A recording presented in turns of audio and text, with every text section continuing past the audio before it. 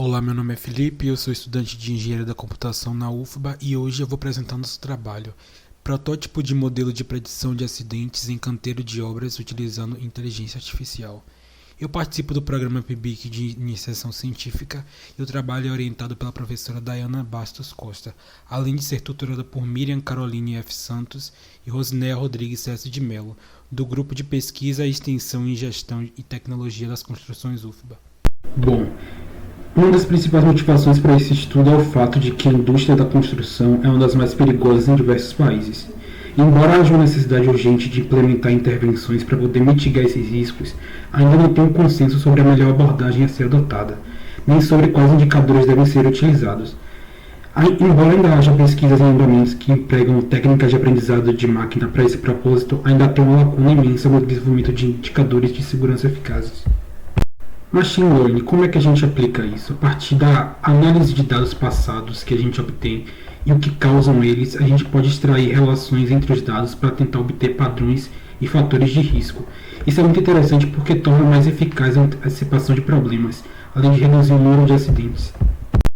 Então, o objetivo aqui é analisar as variáveis em estudos já feitos e, a partir disso, desenvolver um protótipo de modelo preditivo para poder utilizar em acidentes em canteiros de obra, utilizando técnicas de IA ou Machine Learning, no caso.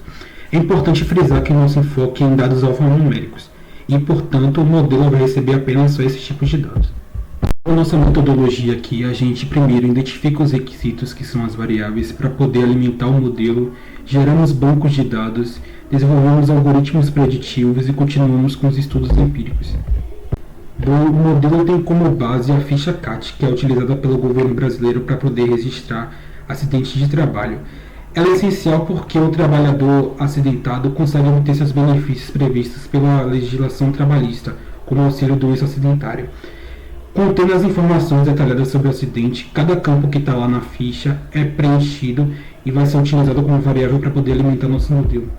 A primeira base de dados CAT é a base que estende a padrão do governo brasileiro, com alguns atributos a mais, e ela cobre 3.061 acidentes no período de 2011 até 2018, em diversos municípios da Bahia.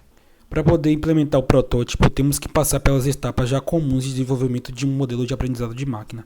Primeiro a gente faz o pré-processamento de dados, aplicamos os algoritmos nesses dados já pré-processados para poder achar correlações, e então avaliamos o desempenho desses algoritmos por meio de métricas já prontas. Eu poderia me estender bastante sobre esses tópicos, mas o tempo é curto, então basicamente o que a gente faz na etapa de pré-processamento é limpar esses dados ou então selecionar apenas os mais relevantes para poder ser utilizado no algoritmo.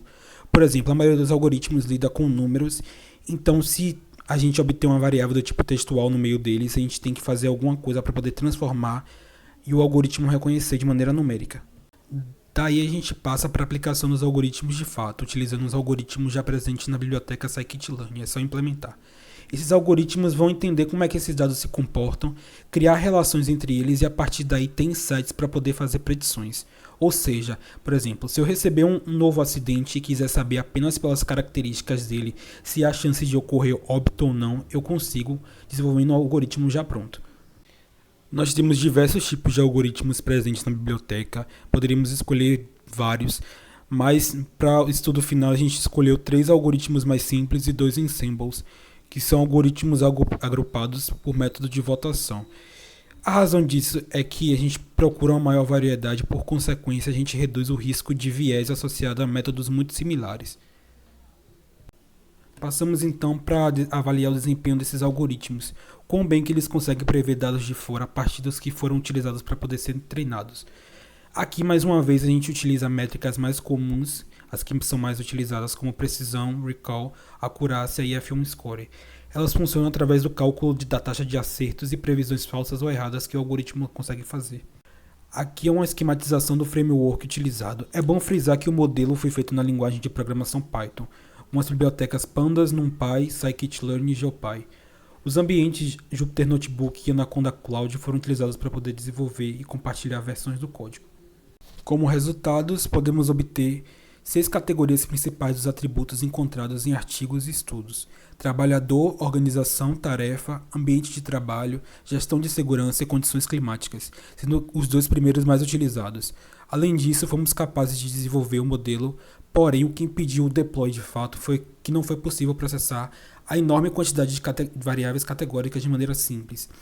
Também a base de dados continha apenas 1% de instâncias informando o óbito, e mesmo aplicando técnicas como sampling, por exemplo, para poder simular mais dados para essa categoria, o modelo não teve métricas satisfatórias.